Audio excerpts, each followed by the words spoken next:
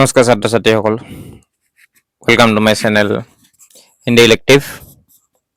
Class 9-ৰ হিন্দী চিৰিয়া কি বচ্চি নামৰ পাঠটোৰ question আনচাৰবোৰ আমি আলোচনা কৰিম। তো ভিডিঅ'টো অলপো পলম নকৰাকৈ আৰম্ভ কৰোঁ। আৰু যিসকলে প্ৰথমবাৰৰ বাবে মোৰ চেনেলটোলৈ আহিছে তেওঁলোকে ছাবস্ক্ৰাইব কৰি ল'ব, চেনেলটো লাইক কৰিব আৰু বন্ধুবৰ্গৰ সৈতে শ্বেয়াৰ কৰি ল'বা। ओके, प्रथम प्रश्न तो हो गल, सेठ माधव दास ने संगमरमर की क्या बनवाई है कोठी? किसकी डाली पर एक चिड़िया आड़ बैठी? गुलाब। चिड़िया के पंख ऊपर से चमकदार और देश थे, तो क्या थे? स्याह थे। चिड़िया से बात करते करते सेठ ने एकाएक दबा दिया। क्या दबा दिया? बटन दबा दिया। 2 नंबर को, सेठ माधव दास की अभिरुचियों के बारे में बताओ। सेठ माधव दास के पास धन दौलत की कोई कमी नहीं थी, इसलिए वह जो चाहते थे वही करते थे।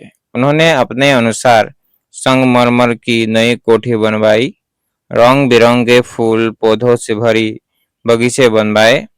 उन्हें कोठी के बाहर चबूतरे पर तख्त डलवाकर रंगीन आसमान और प्रकृति की छटा को निहारना अच्छा लगता था, और हुक्के को अपने मुंह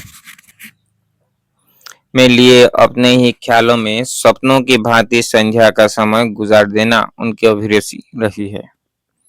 ख, शाम के समय सेठ माधवदास क्या क्या करते हैं?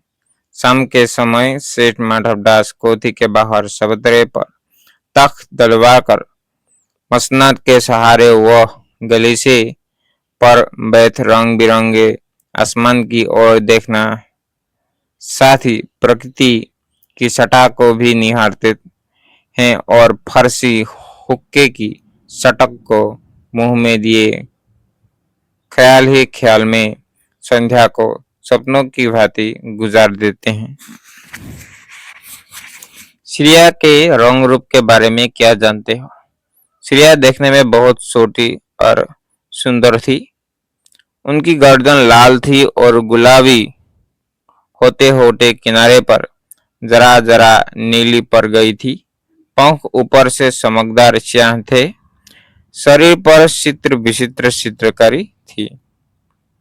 घ, चिड़िया किस बात से डरी रही थी या डर रही थी?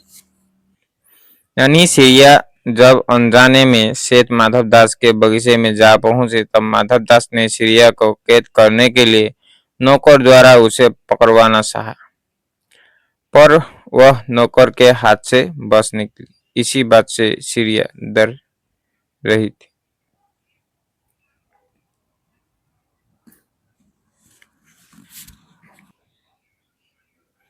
तू सोना नहीं जानती सोना, उसी को जगत को तृष्णा है। उसी की जगत को तृष्णा है। इसका आशय यह है कि कोई कोशिश करने के बावजूद जब चिड़िया माधवदास की बातों में नहीं आती है, तब माधवदास उसे सोने का प्रलोभन देता है और उसे समझाने की कोशिश करता है कि इस सोने को पाने के लिए हर कोई तरसता है। पर कोमल प्राण चिड़िया को सेठ की कोई भी बात समझ में नहीं आती। वो तो केवल अपनी माँ को जानती है। उसे केवल माँ का प्यार चाहिए, धन दौलत से उसे कोई लगाव नहीं है। नंबर 3 को, किन बातों से ज्ञात होता है कि माधवदास का जीवन संपन्नता से भरा था, और किन बातों से ज्ञात होता है कि वो सुखी नहीं था? इस मनोविश्लेषणात्मक कहानी के आधार पर यह स्पष्ट हुआ है कि सेठ माधवदास एक धनवान व्यक्ति हैं, जिसके पास ऐशो आराम की सभी सुविधाएं मौजूद थी। उन्होंने अपने अनुसार संगमरमर की कोठी बनवाई थी, जिससे यह साबित होता है कि माधवदास का जीवन संपन्नता से भरा था। पर अनेक धन संपत्ति होने के बावजूद भी उनका महल सूना था, जिसके कारण वह नन्ही सिरिया को अपने पास रखना चाहता था, ताकि उसके चहल पहल से महल का सूनापन दूर हो सके। लेकिन सोने का प्रलोभन देखकर भी वह उसे पकड़ नहीं सका और वह दुखी रह गया, जिससे यह साबित होता है कि माधवदास सुखी नहीं था। सेठ माधवदास सिरिया को क्या क्या प्रलोभन दे रहा था। सेठ माधवदास सिरिया को तरह तरह के प्रलोभन देकर अपने पास रखने का प्रयास करता है। माधवदास सिरिया से कहता है कि वह उसके लिए सोने का पिंजरा बनवा देगा, फूलों से सजी बगीचा भी देगा, जिसमें रंग बिरंगे फूल उसके लिए हमेशा खिले रहेंगे।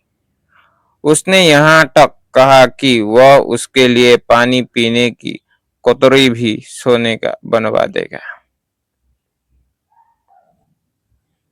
माधवदास क्यों बार बार सिरिया से कहता है कि यह बगीचा तुम्हारा ही है? क्या माधवदास निस्वार्थ मन से ऐसा कह रहा था? माधवदास को वह नन्ही सिरिया इतनी प्यारी लगी कि वह चाहता था कि वह सिरिया हमेशा उसके बगीचे में थिरकते फिरे और उसे देखकर उसका मन प्रफुल्लित होता रहे।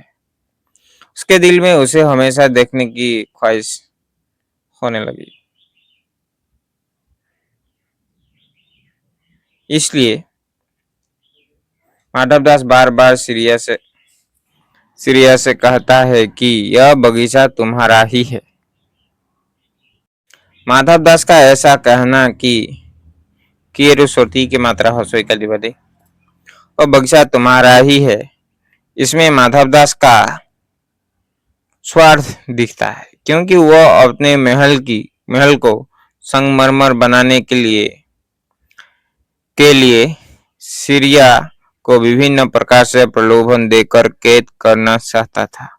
उसे परवाह नहीं थी कि उस सिरिया की माँ उसका इंतजार कर रही थी। पेंटिंग में ससेयत बोला से मैं हुडवारी से हेमटल की बा 4 नंबर को सेठ माधवदास और सिरिया के मनोभावों में क्या अंतर है, कहानी के आधार पर स्पष्ट करो।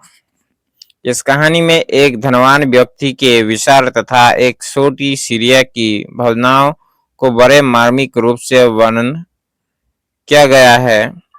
माधवदास के पास धन दौलत की कोई कमी नहीं थी और वह बहुत अभिरुचि व्यक्ति था। उसने अपने अनुसार महल बनवाया और जो चाहा वही करना उसका शौक था।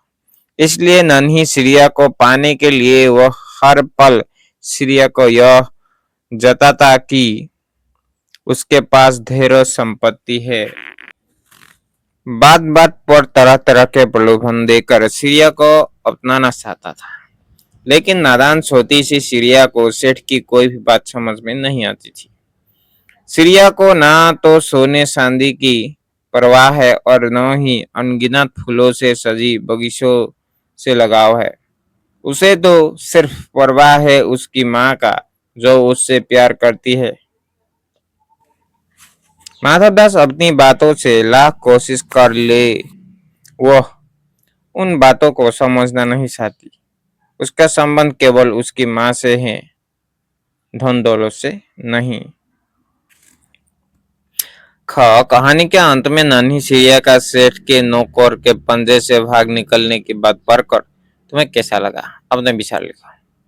अपने विचार के अनुसार नन्ही सिरिया का सेठ के नौकर के पंजे से भाग निकलने की बात पढ़कर मुझे अच्छा लगा, क्योंकि सेठ अपने धन दौलत को लेकर इतना गर्व करने लगा कि वो सब कुछ अपने अनुसार बनाने और हर चीज को अपना करना चाहता था। सिरिया को पाने के लिए खुले आसमान में उड़ती सिरिया को अपनी बातों से कैद करके रखना चाहता था, पर सिरिया को सेठ की बातों से कोई संबंध नहीं था। वह सिर्फ अपनी माँ को जानती थी और तुरंत उसके पास जाना चाहती थी। इसलिए शेष ने नौकर द्वारा उसे पकड़वाना चाहा, पर शकरनी सीरिया नौकर के पंजे में आकर भी न न आ सकी नहीं या नहीं आई यानी कि लिखी बा और उड़ती एक सांस में अपनी माँ के पास जा पहुंची। उड़ती है उड़कर। माँ मेरी बात देखती होगी, नन्ही सीरिया बार बार इसी बात को कहती है। अपने अनुभव के आधार पर बताओ कि हमारी जिंदगी में माँ का क्या महत्व है। इस कहानी में सीरिया द्वारा बार बार यह कहना कि माँ मेरी बात देखती होगी, इस बात से यह साबित होता है कि सीरिया को अपनी माँ बहुत प्यारी है। उसकी माँ हमेशा की तरह उसकी राह देख रही है। बच्चों को अपने साथी से लगाना, माँ द्वारा किए गए लाड प्यार को सीरिया कैसे भूल सकती है। इसलिए सीरिया सेठ की बातों पर न आकर बार बार बार यह कहती रही कि माँ मेरी बात देखती होगी। जिस प्रकार सीरिया के जीवन में माँ ही सब कुछ है, उसी प्रकार हमारे जिंदगी में भी माँ का महत्व है। माँ का प्यार कोई भी भुला नहीं सकता। माँ के बिना हमारा जीवन अधूरा है। माँ के द्वारा दिखाए गए राह पर चलना हमारा कर्तव्य है। संकट के समय पर माँ अपने बच्चों के लिए कुछ भी कर सकती है।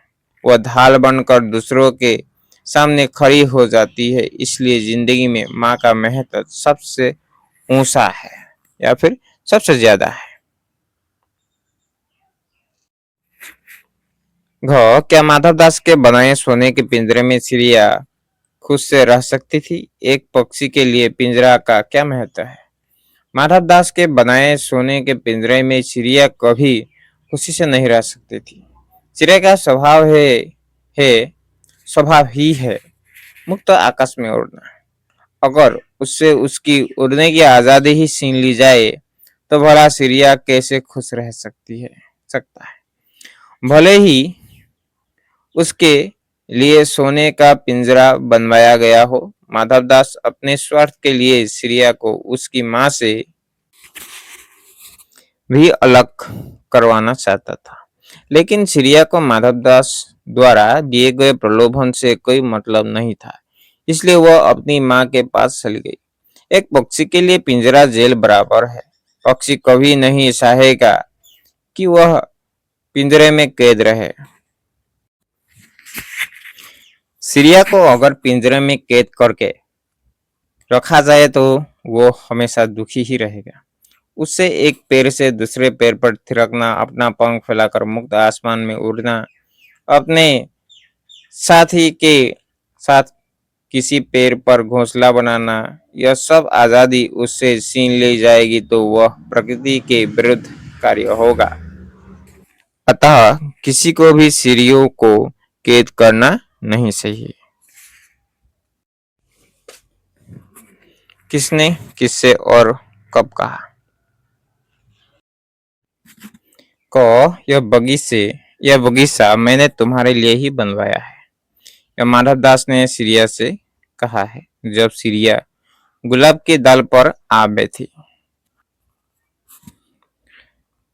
मैं जाऊंगी, अभी सली बगीचा आपका है।